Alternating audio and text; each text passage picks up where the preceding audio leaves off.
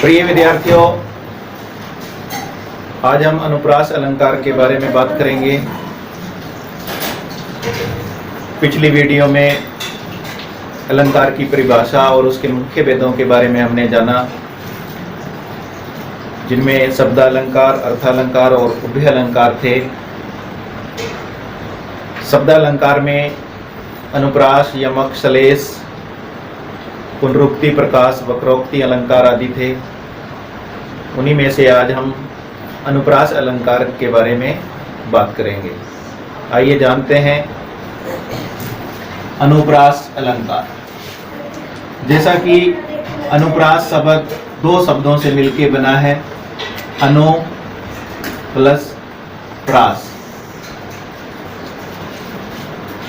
अनु का अर्थ है पीछे पीछे चलना,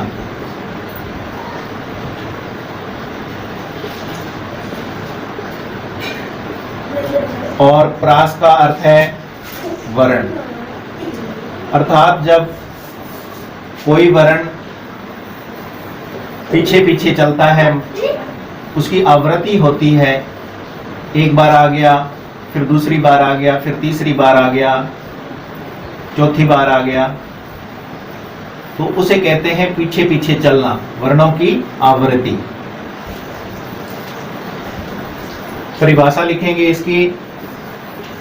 इसकी जो विशेषता है, जब काव्य में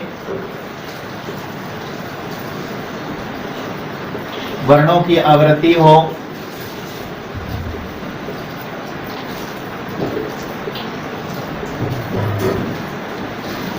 तब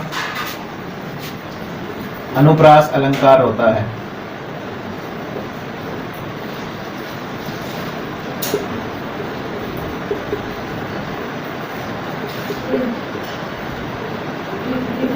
जैसे एक पंक्ति लिखते हैं, करणी तनुजा तट तमाल तरवर बहु छाए।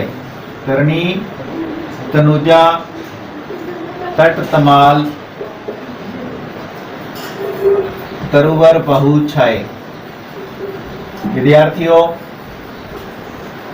इस पंक्ति में हम देख रहे हैं तो वर्ण की आवृत्ति हुई है, तो वर्ण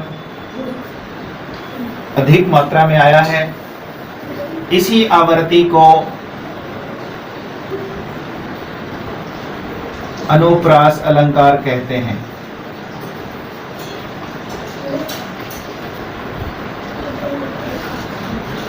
अनुप्रास शब्द दो शब्दों से मिलकर बना, अनु प्लस प्रास। अनु का अर्थ पीछे पीछे चलना, प्रास का अर्थ वर्ण। जब कोई वर्ण पीछे पीछे चलता है, एक बार, दूसरी बार, तीसरी बार, चौथी बार आ गया, इस प्रकार उस वर्ण की आवृत्ति होती है, वहां अनुप्रास अलंकार होता है। आगे हम अनुप्रास अलंकार के प्रकारों के बारे में बात करेंगे। अनुप्रास अलंकार 5 प्रकार बताए गए हैं। पहला छेकानुप्रास,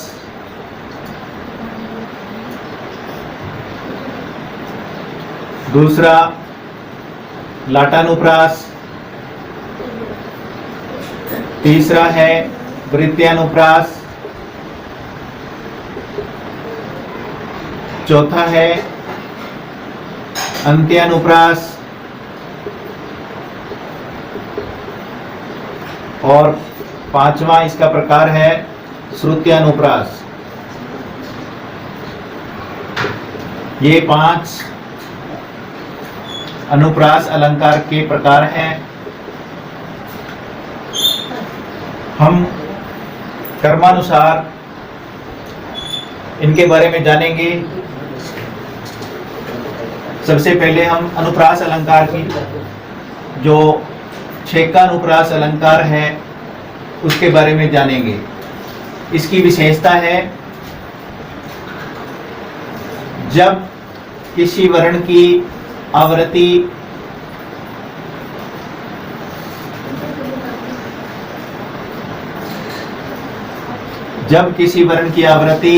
उसके स्वरूप या क्रम के अनुसार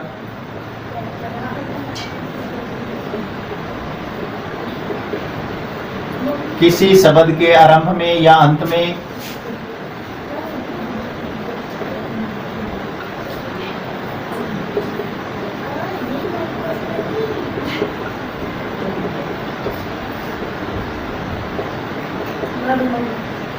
केवल एक ही बार हो,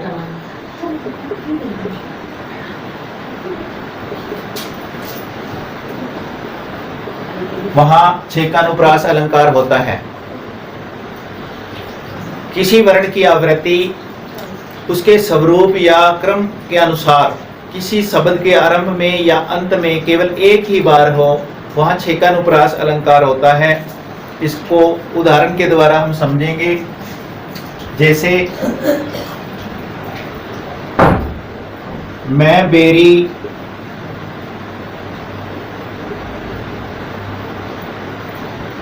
सुग्रीव प्यारा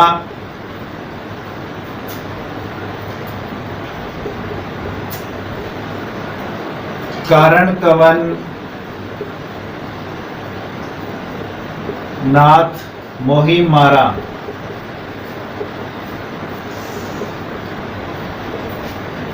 इसमें हम देख रहे हैं क वर्ण की आवृत्ति क्रमानुसार 2 बार हुई है। म वर्ण की आवृत्ति क्रमानुसार, क्षमा करें, क वर्ण की आवृत्ति 1 बार हुई है और म वर्ण की आवृत्ति भी 1 बार हुई है। इसमें छेकानुप्रास अलंकार है। दूसरा उदाहरण,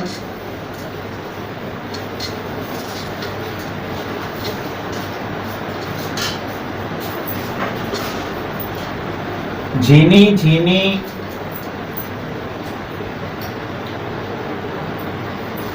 रहसी रहसी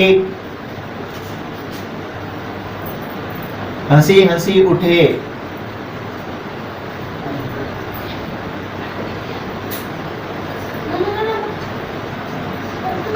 झीनी झीनी रहसी रहसी हंसी हंसी उठे,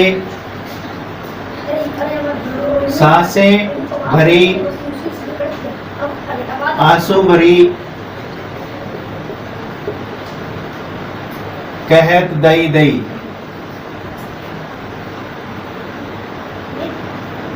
इस उदाहरण में हम देख रहे हैं झ वर्ण की आवृत्ति उसके स्वरूप और क्रम के अनुसार 1 बार हुई है। न वर्ण की आवृत्ति भी उसके स्वरूप और क्रम के अनुसार 1 बार हुई है।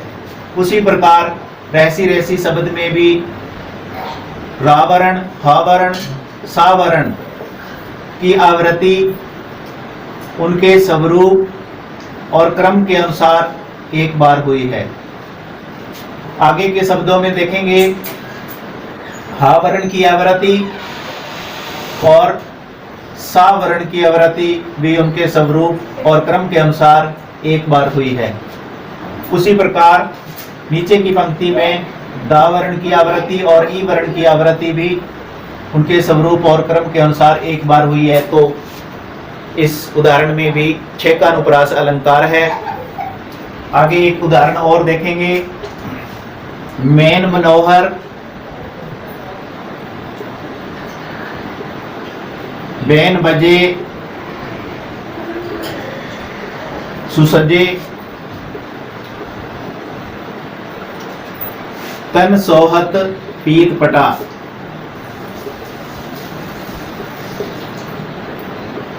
यहां पर हम देखेंगे कि म वर्ण की आवृत्ति भी 1 बार हुई है। ब वर्ण की आवृत्ति भी क्रमानुसार 1 बार हुई है। उसी प्रकार प वर्ण की आवृत्ति भी क्रमानुसार 1 बार हुई है। इसमें भी छेकानुप्रास अलंकार है। एक उदाहरण और, कानन कठिन भयंकर भारी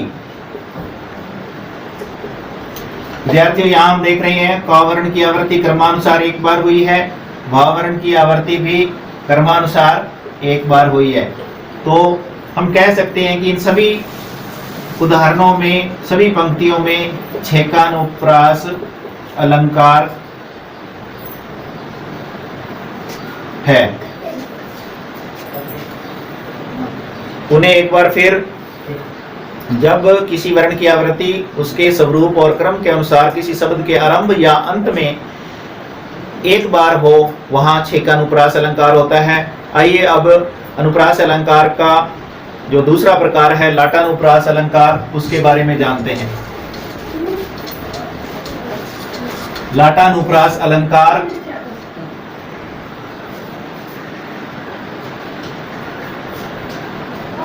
इसकी परिभाषा और विशेषता यह है कि किसी शब्द या काव्य खंड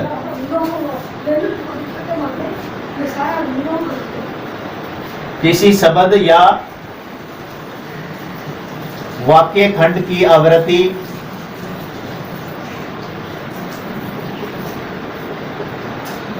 एक ही अर्थ में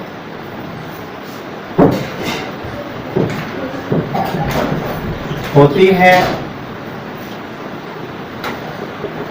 तथा थोड़े से परिवर्तन के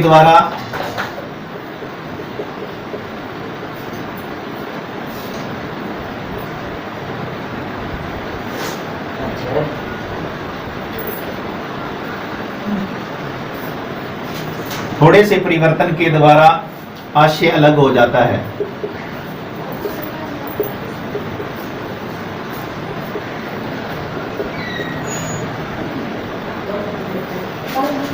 इसमें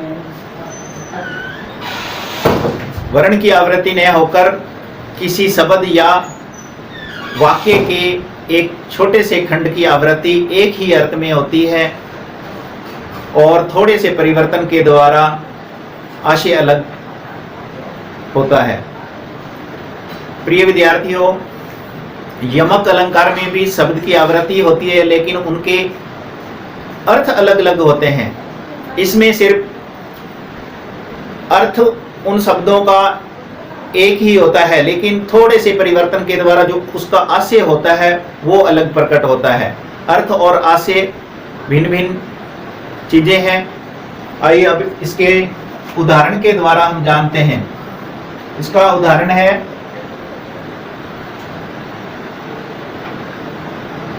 वही मनुष्य है जो मनुष्य के लिए मरे।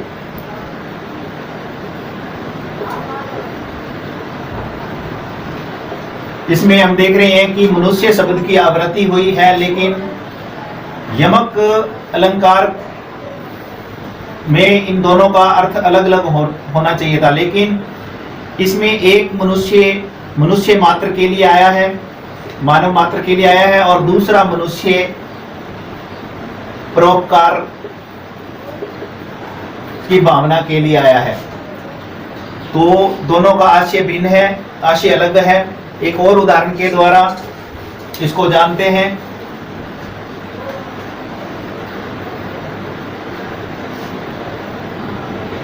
पूत कपूत तो क्यों धन संचय।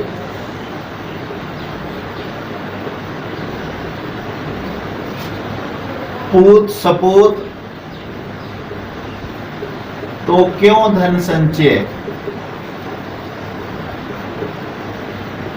हम देख रहे हैं कि सिर्फ एक शब्द को छोड़ के बाकी सभी शब्द इसमें समान हैं, लेकिन दोनों पंक्तियों का अगर अर्थ देखा जाए, पूत कपूत तो क्यों धन संचय, कि एक पुत्र बेकार है तो धन संचित करने की आवश्यकता ही नहीं, क्योंकि वह सारा धन बर्बाद कर सकता है। दूसरी बात यह है कि अगर पुत्र अच्छा है, सपूत है, तो धन संचय करने की आवश्यकता नहीं है, क्योंकि वह अपनी आत्मनिर्भरता और योग्यता के आधार पर धन संचित कर सकता है। तो दोनों का आशय अलग हो गया। एक और उदाहरण देखेंगे। तेग बहादुर थे, हाँ वे। तेग बहादुर थे, हाँ वे गुरु पदवी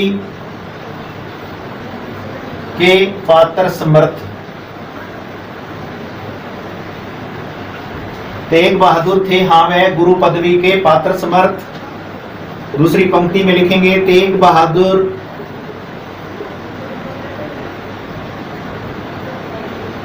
थे, हाँ वे गुरु पदवी थी जिनके अर्थ। इन दोनों पंक्तियों में हम देख रहे हैं कि सभी कुछ एक शब्दों को छोड़ के सभी शब्द समान हैं, लेकिन पहली पंक्ति का अर्थ अगर देखें तो तेग बहादुर थे, हाँ वे गुरु पदवी के पात्र समर्थ की तेग बहादुर ही गुरु पदवी के लिए उचित व्यक्ति थे, पात्र व्यक्ति थे। दूसरी पंक्ति को देखें, तेग बहादुर थे, हाँ वे गुरु पदवी थी जिनके अर्थ। तेग गुरु जो पदवी जो थी वो तेग बहादुर जी के लिए बनी हुई थी, उचित थी। तो दोनों का आशय अलग अलग प्रकट हो रहा है। एक विद्यार्थियों, ये था लाटानुप्रास अलंकार, जिसमें शब्द और वाक्य खंड की आवृत्ति होती है, एक ही अर्थ में होती है, लेकिन थोड़े से परिवर्तन के द्वारा आशय अलग हो जाता है। आइए अब अनुप्रास अलंकार के अगले प्रकार के बारे में जानते हैं। वह प्रकार है वृत्यानुप्रास अलंकार।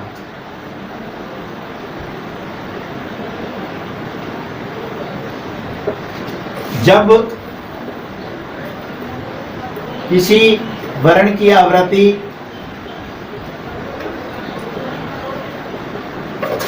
अनेक बार हो, वहां पर वृत्यानुप्रास अलंकार होता है।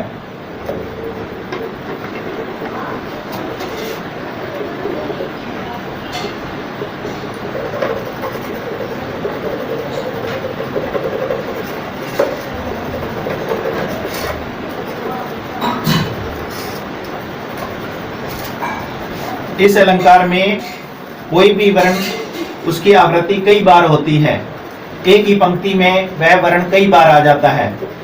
इसको हम उदाहरण के द्वारा जानेंगे। तरणी तनुजा तट तमाल तरवर बहुछाए।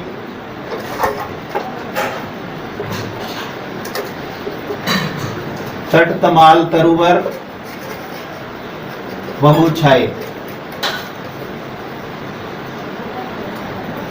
दूसरा उदाहरण, कीर्ति विवेक विमल विज्ञाना।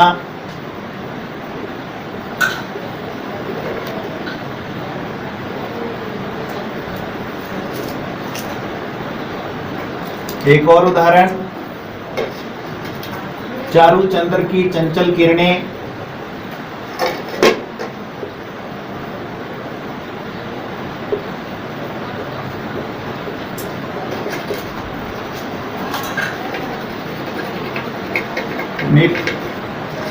वीडियो स्टॉप करना।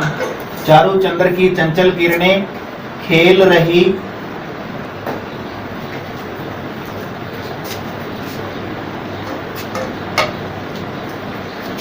चारु चंद्र की चंचल किरणें खेल रही जगतल में। एक अन्य उदाहरण, भव्य भावों में भयानक भावना भरना नहीं।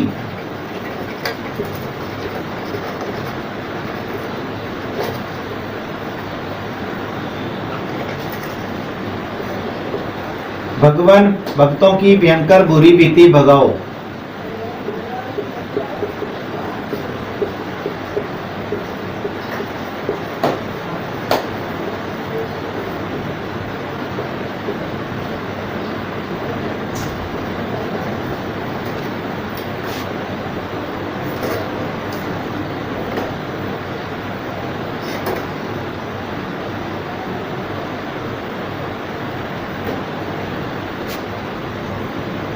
रघुपति राघव राजा राम।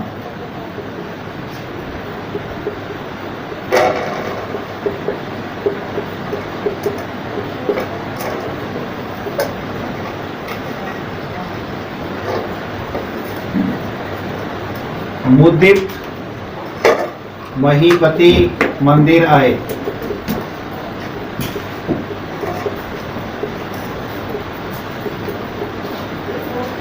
विद्यार्थियों, इसमें हम देख रहे हैं पहले उदाहरण में ता वर्ण की आवृत्ति कई बार हो गई, दूसरे उदाहरण में व वर्ण की आवृत्ति भी कई बार हो रही है, तीसरे उदाहरण में च वर्ण की आवृत्ति भी कई बार हुई है, चौथे उदाहरण में देख रहे हैं भ वर्ण की आवृत्ति भी कई बार हो गई, पांचवें उदाहरण में हमने देखा भ वर्ण की आवृत्ति भी कई बार हो रही है, छठे उदाहरण में र वर्ण की आवृत्ति भी कई बार हुई है, सातवें उदाहरण में देख रहे हैं म वर्ण की आवृत्ति हो रही है। तो इस प्रकार जब किसी वर्ण की आवृत्ति अनेक बार हो वहां पर वृत्तीय अनुप्रास अलंकार होता है। आइए अब हम अनुप्रास अलंकार के चौथे प्रकार के बारे में पढ़ेंगे, अंत्यानुप्रास अलंकार।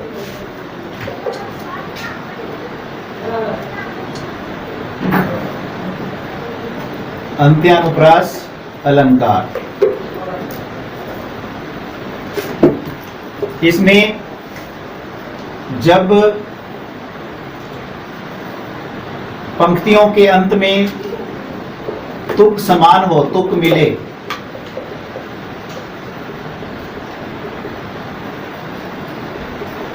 या ध्वनि की आवृत्ति हो,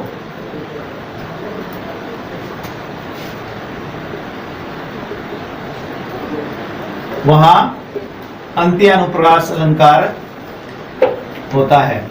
जब तुक मिले, कविता की अंतिम पंक्ति के अंत में जब तुक मिले और ध्वनि की आवृत्ति हो रही हो, वहां पर अंत्यानुप्रास अलंकार होता है। कुछ एक उदाहरणों के द्वारा हम समझेंगे। मांगी नाव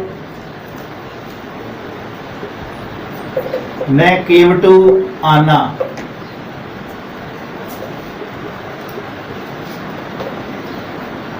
कही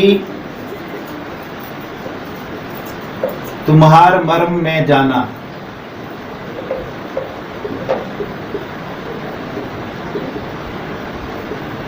विद्यार्थियों, ये पंक्तियां उस समय की हैं जब श्री राम नदी पार करना चाहते थे, लेकिन केवट उन्हें नाव में नहीं चढ़ा रहा था।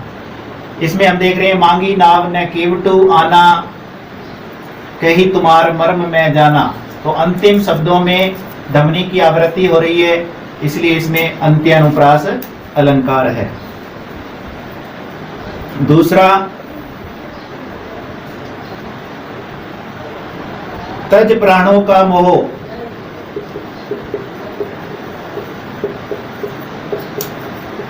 सारे मिलकर आओ,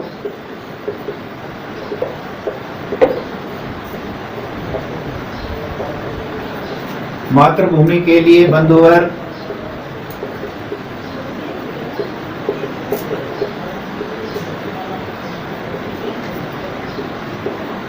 अलख जगाओ।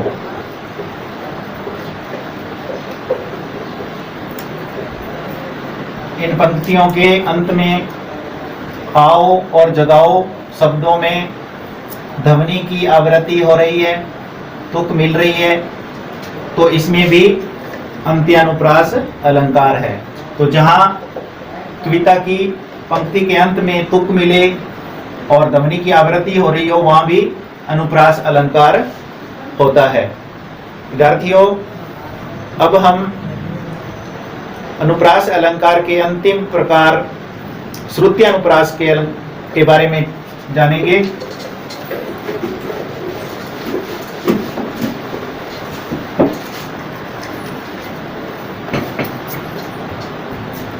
श्रुत्यानुप्रास अलंकार, इस अलंकार की यह विशेषता है कि जब काव्य में कर्णप्रिय वर्णों की आवृत्ति हो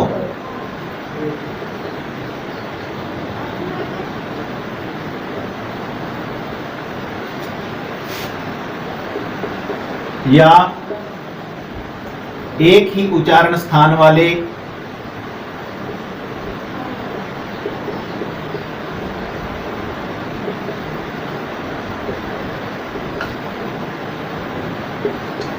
वर्ण प्रयुक्त हों, वहां श्रुत्यानुप्रास अलंकार होता है।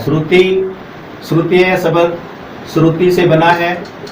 श्रुति अर्थात कान। विद्यार्थियों, श्रुत्यानुप्रास अलंकार में ये बात इसलिए कही गई है कि कर्णप्रिय वर्णों की आवृत्ति होती है, अर्थात जो वर्ण कानों को मधुर लगते हैं उनकी आवृत्ति होती है। दूसरी बात इसमें लिखी है कि एक ही उच्चारण स्थान वाले वर्ण प्रयुक्त होते हैं। एक ही उच्चारण स्थान से तात्पर्य है जैसे क वर्ग, च वर्ग, ट वर्ग, त वर्ग, प वर्ग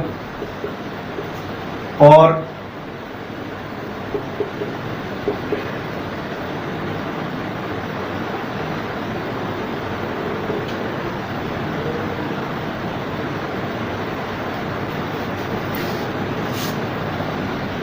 उच्चारण स्थान, एक ही उच्चारण स्थान से कहने का तात्पर्य है कि जिन वर्णों का उच्चारण एक ही मुख के एक ही स्थान से हो और कविता की उस पंक्ति में सारे वर्ण अधिक मात्रा में जो वर्ण हैं वो उसी वर्ग से हों, इसलिए ये बात लिखी गई है कि एक ही उच्चारण स्थान वाले जहाँ वर्ण प्रयुक्त हो वहाँ भी श्रुत्यानुप्रास अलंकार होता है।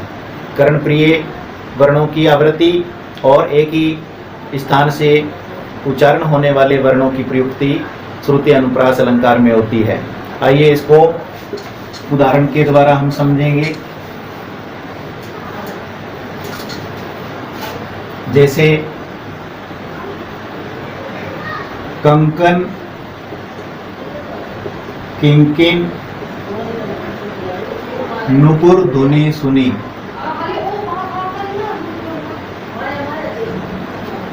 एक और उदाहरण,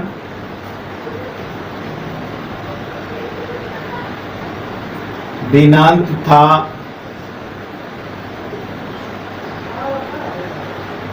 थे दीननाथ डूबते।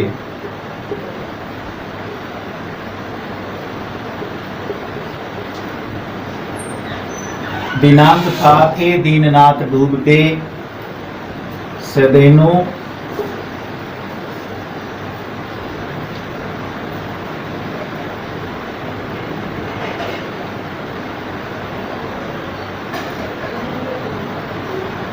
आए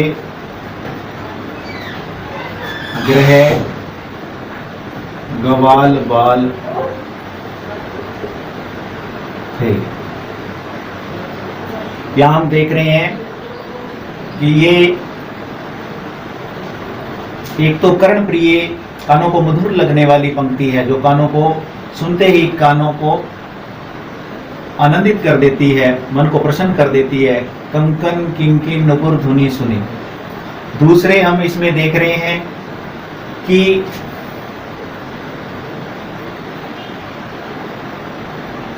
न वर्ण, ध वर्ण, स वर्ण, न वर्ण, न वर्ण, ये सभी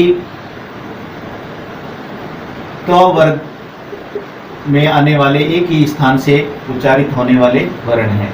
इस उदाहरण में देखेंगे द वर्ण, न वर्ण, त वर्ण, थ वर्ण, थ वर्ण, द वर्ण, न वर्ण, न वर्ण, थ वर्ण, त वर्ण। इसमें भी ध वर्ण, न वर्ण, थ वर्ण अधिक मात्रा में एक ही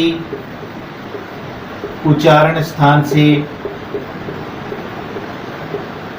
प्रयुक्त होने वाले वर्ण हैं, अर्थात तो वर्ग में आने वाले सभी वर्ण हैं। तो विद्यार्थियों, ये था हमारा अनुप्रास अलंकार।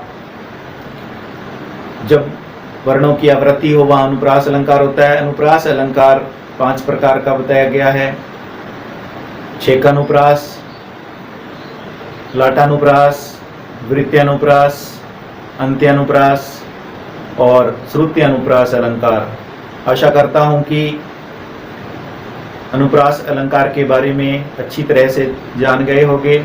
अगली वीडियो में मिलते हैं, यमक अलंकार के बारे में चर्चा करेंगे। धन्यवाद विद्यार्थी।